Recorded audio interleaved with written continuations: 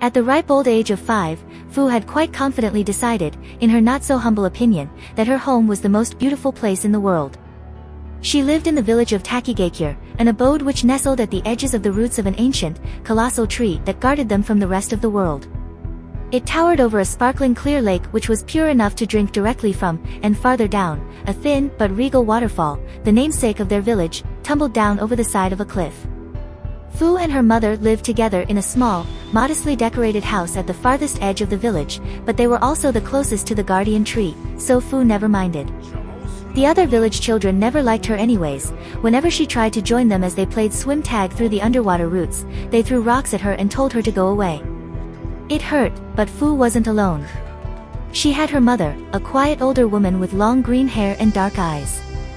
When her mother wasn't tired after a full day spent working in the village rice paddies, she would hold her hand and carry her up the trunk of the guardian tree to a faraway branch where they would sit and talk and laugh. She also had her pets. For her birthday present one year, her mother gave Fu a tank with a colony of white shirori, which were termite-like insects. A multitude of insects lived alongside the village people at the roots of the guardian tree, and it wasn't uncommon to adopt them as pets. Fu thought they were quite cute, with the way they squirmed around her fingers. At first, she'd had to take care of them outdoors. After all, if they escaped, they could very well eat through the wooden frames of their house. However, once she'd found that she could control them if she fed them her chakra, her mother had allowed her to bring them inside their home. And finally, she had Komiai, a blue kabutamushi beetle, that lived inside her mind. "I think I'll try adopting some kabutamushi too," she told him, stroking his green wings. "So you'll have more beetle friends like yourself." "For the 7th time, I'm not a beetle," he said tiredly. "Whatever you say," she said, giving him a thumbs up. If Fu had to decide what the best part of Takigakure was, it would have to be the Firefly Festival. Every summer, the festival was the one night a year when everyone's houses were dark. All the villagers rowed out to the lake in their canoes with their lanterns. When the sun set and everything was pitch black around them, they opened them and let the fireflies fly out. The glowing fireflies and their reflections in the lake illuminated their boats, reminding them of all of their loved ones who had died in battle. Fu and her mother often prayed for her father. She'd never known him, as he'd died just before she was born, but she did know that he was a ninja who had fought in the war. "How about I get some fireflies too?" she pondered, rubbing his shell exactly where he liked it. Komiai snorted. "They're fragile, and die far too quickly. Stick to the ones you've already got." "I stuck some of my baby shirori on Mushimi yesterday," Fu grinned. He kept scratching, and he didn't know why. "He thinks he has lice now, and his uncle's furious." "Nice." Komiai wiggled his tail in his best impression of a thumbs up. When Fu's mother died when she was 7, her world suddenly grew ugly. Their house was too big for one girl, and as time passed by, mold and fungus crept into its cracks and it slowly fell into disrepair. It was alright in the summer, and there was always plenty of fish in the lake, so she never went hungry. But as the cold breeze of winter began licking at her toes, Fu realized that she would have to do something. After being refused by every repairman in the village, she tried to clear away the weeds and board up the holes herself, but it was beyond her. Nevertheless, she kept at it every day, licking her bruises where she'd hammered her own fingers instead of the wood as Komiai performed shearing routines in her head. It was one such winter evening that Gobuki, the village leader, approached her. He was a stern-faced man with dark hair. Fu knew that they were distantly related through her father, but he had never come near their house before, so the only time she had seen him were during the Firefly Festival. Unlike the rest of the village people, Gobuki wasn't cruel, but he was still a practical man who told her in matter-of-fact tones that Komiai was actually a monster that had been sealed inside her, and that she was expected to learn ninjutsu and use his powers to kill the village's enemies. "I don't want to kill people," said Fu, after thinking it over. Gobuki paused and looked at her oddly as he stroked his beard. "Well, that's what you were born for. A lot of good ninja sacrificed their lives capturing Komiai so it could be sealed in you." "Not my fault," Komiai interjected in her head, making a rude gesture at Gobuki. Fu cocked her head to the side. "Why me?" "Your mother offered you," Gobuki said flatly. "Which I always found odd, considering your father was one of the ninja killed by Komiai." No, the world had never been as beautiful as she'd thought. And so, over the years, Fu trained under a variety of teachers who made little effort to contain their hatred for her. Grudgingly, they acknowledged that she was clever and a quick learner, but most abandoned their post after several months, unable to stand being in such constant contact with the village monster. Nevertheless, she mastered all the basic genin-level ninjutsu by the time she was 11. Then, working with Komiai, she began working to gain greater control over the Seven Tails' power until she could even begin to change form and adopt some of his capabilities. The first time she managed to project 2 scaly wings like Komiai's, heedless of the fact that it was nighttime and that she was exhausted, she flew up the guardian tree. Even with the temperature dropping rapidly, she flew higher up than she'd ever gone before, until she finally its very peak. The view took her breath away. With wide eyes, Fu slowly took in the open canvas of the black sky, which reached endlessly out in every direction, ending only where it touched the expanse of dark forest that surrounded them. She'd never been able to see the sky properly before, because the tree tops blocked so much of it. Raising a hand up, Fu marveled at how many of them there were. She hadn't realized that there were a million stars that hung like fireflies, lighting up a faraway world that was out of her reach. One day, when Gobuki had gone away on a secret mission, the village deputy who'd been left in charge summoned Fu. He was a thin, dark-skinned man named Hake with narrow, guarded eyes. Unlike Gobuki, he'd never hidden the fact that he despised the Taki Jinchuriki. He told her there would be a Chunin exam in Sunagakure in a week, and that she was to go there with one of the Taki team cells. Upon meeting her new teammates, Mushimi and Suzuru, Fu scowled. Mushimi, as she quickly recalled, had been one of her old tormentors. He was Hake's nephew, and he eyed her with intense loathing as soon as he'd laid eyes on her. As soon as she'd finished carefully inserting the last of her shirori and kabutamushi into a padded wooden tube which she then strapped to her back, Fu was whisked off to Sunagakure. As expected, the Chunin exams were a breeze. For the first exam, in which they had to break apart the opposing team's boulder, all she had to do was send over her cute little shirori at the opposing team to distract them, while simultaneously crawling into any cracks in the rock.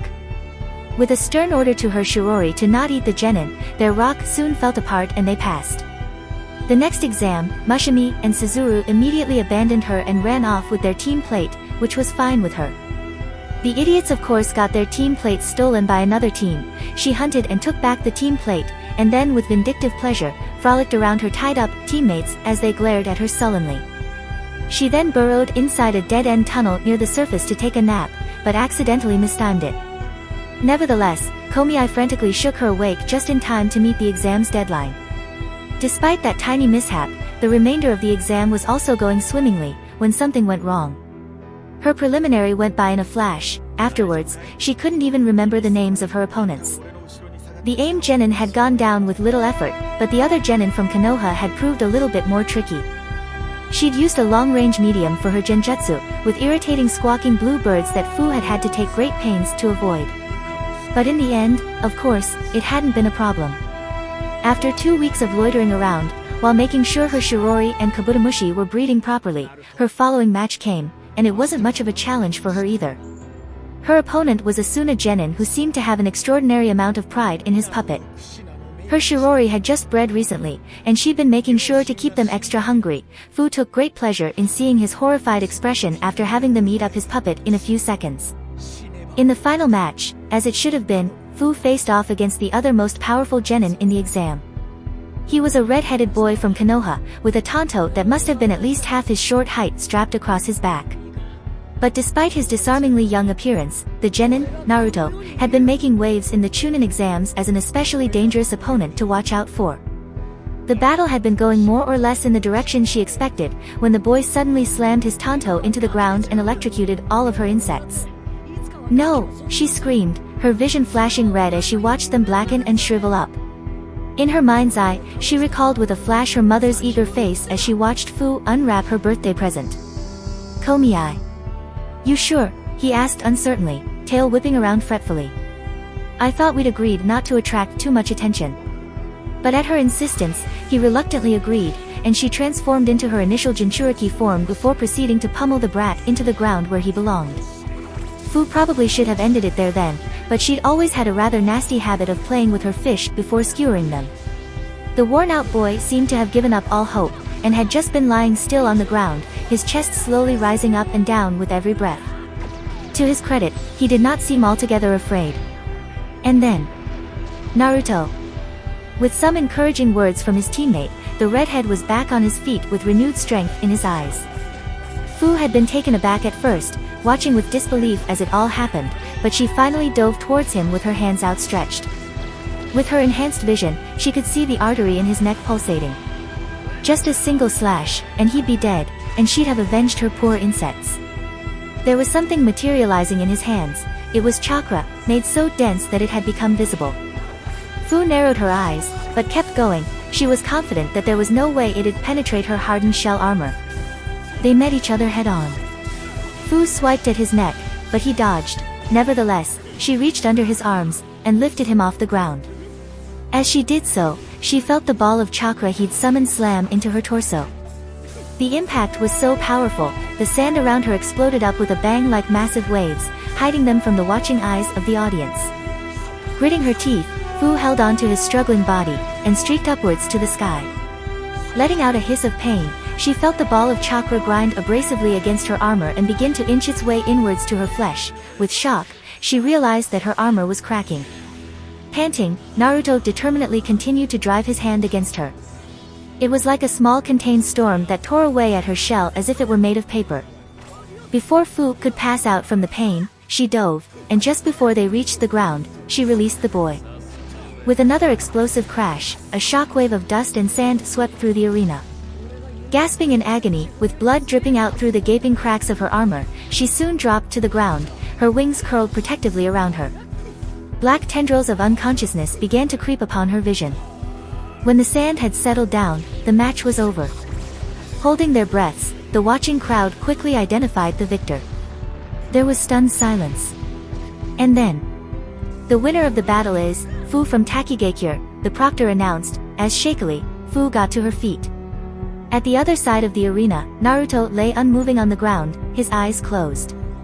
There was another long pause, and then the crowd rose to their feet, erupting into an uproarious round of applause. The Suna medics were already moving into the field with a stretcher, but a silver-haired jonin with a Konoha forehead protector, likely the boy's sensei, stopped them. Beside him stood the girl who'd interrupted their battle. Come to think of it, she was the same girl who'd been a headache to deal with in the preliminaries. Fu couldn't quite place her name.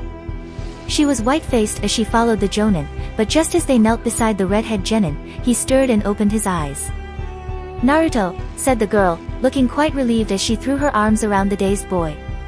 Ow, he winced, and she immediately let go, apologizing.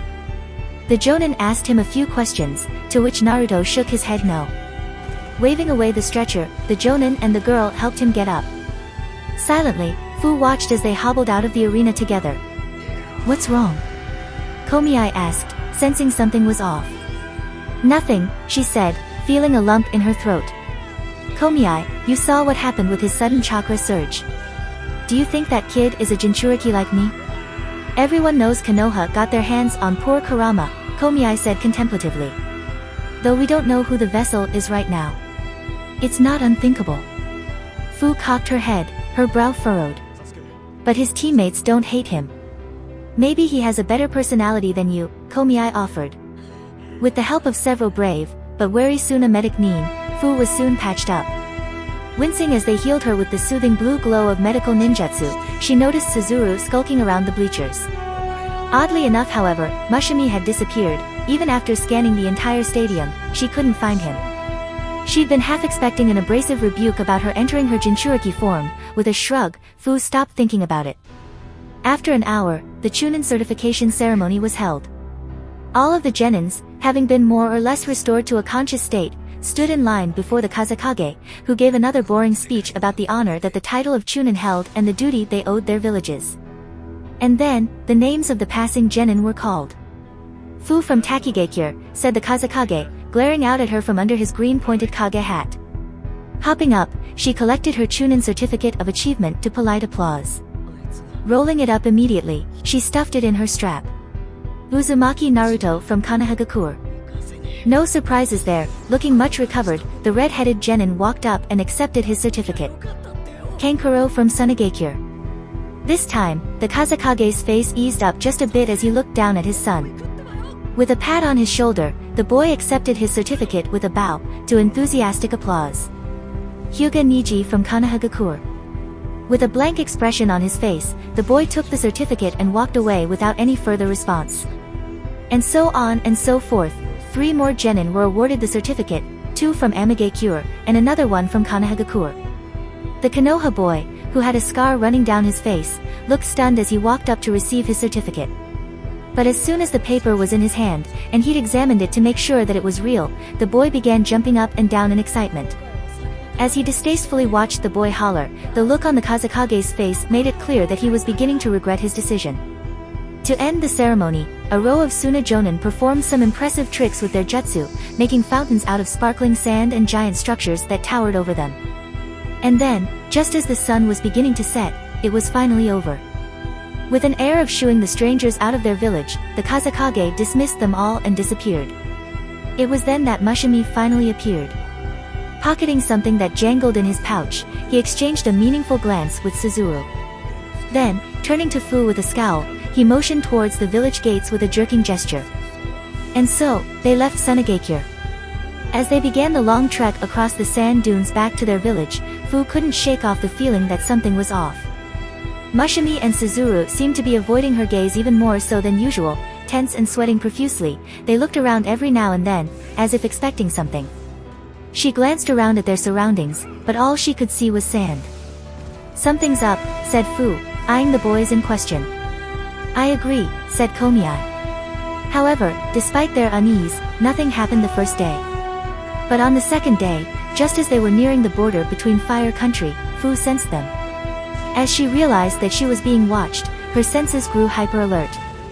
Without stopping, she began to pick up her pace, and soon, she had left her teammates behind. Her heart pounding, she raced across the tree branches of the heavily dense woodland. Suddenly, with a blur, a figure landed directly in front of her, blocking her way. Fu came to a stop. "Hold up there, kid." The man had slicked back silver hair, and was dressed in a long black cloak with red clouds and a chin-high collar. Fu's eyes darted to the blood-red scythe he held in his hand, and snarled, "What do you want with me?" "Honestly?" The man seemed to genuinely think it over, though his purple eyes never strayed from her face. A gruesome smile lit up his face. "I want to offer you to my god, and by that I mean I want to tear your face up with my scythe, and feel your agony as I rip through your nerves, cell by cell, reveling in your every." "Shut up and do your job, newbie." A gruff voice joined in. Fu spun around in shock to see a tall man in a similar black cloak, with a black mask covering much of his face. He wore a taki forehead protector, but there was a slash running straight across the middle. Taking in his bizarre appearance, Fu knew for sure that she had never seen him before in her life. As she watched, the tall man tossed something to the side, and it took a second for Fu to process what it was. When she realized, she jerked back in alarm. Mushimi and Suzuru's decapitated heads, still dripping blood at the base of their necks, stared back at her with shocked, glassy eyes. "Not that I care," said the purple-eyed man, "but I thought we made a deal with them." "They had only half the money they promised," growled the tall man. He turned his pupilless green eyes towards Fu, who took a step back. "Let's show them what we can do, Komiai," she said, ignoring the trembling in her legs. After a long, hard day of traveling, they had finally left behind the deserts of Wind Country and were at the edges of Fire Country. However, with still a half-day's journey left from Konoha, they had set up camp for the night. After a satisfying dinner with some prairie chickens they caught and then roasted over the campfire, Rai and Mayu finally collapsed in exhaustion. Sporadically mumbling words like, "I passed," and "I'm a chunin," in his sleep, Rai snored away on the grassy ground.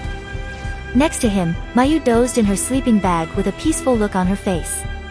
And occasionally stoking the campfire with a stick, Kakashi read a book by the fire's light.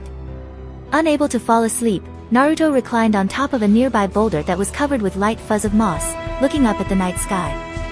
Tomorrow, they would be back in Konoha. Naruto was just as happy as the others to finally leave behind the bleak, endless sandy plains of Sunagakure, but he didn't know how he felt about returning to their home village. He didn't want to see any of their faces, he didn't know if he could ever forgive what they'd done to him. His entire life, they'd lied to him but still subjected him to their hatred and ridicule. They'd never even given him a chance to figure things out for himself, controlling him by tying him down with the taboo seal, as if he were nothing but a senseless, rabid beast. If Konoha could do that to an ignorant, innocent child, what did the village ideals he'd always believed in even signify? The will of fire was taught to every child, whether civilian or shinobi-born, as a symbol of peace and compassion, but it had never seemed to extend towards him. Naruto supposed most of them had never even thought of him as one of them. His hands curled into fists by his side. That was fine with him, he no longer cared about them either. Or at least, he'd try not to. However, he gazed down at the sleeping figures of his teammates. The look on Mayu's face as she looked down upon him in the arena had been completely different from anything he'd seen before. There had been no fear, no disgust. There had been only trust, and an unwavering belief in him. And then in a bolt of realization, Kakashi-sensei's words had flashed through his mind. So you're saying your efforts were all to get people to acknowledge you? That doesn't sound like the Naruto I know. Naruto hadn't responded then, but at that moment, his answer had been suddenly clear in his mind. He hadn't been striving all those years to hear praise from faceless villagers who spat at him. He'd been doing his best to stand out for that one day when someone, anyone, noticed him. Not as Naruto the village pariah, or Naruto the Jinchuriki, but as Naruto the Konoha ninja. He had wanted the strength to protect them. But in chasing after that dream, he'd gotten so caught up in its mechanics that he hadn't even realized that he was already surrounded by people who saw him for himself. Naruto turned to look at the sleeping forms of his teammates.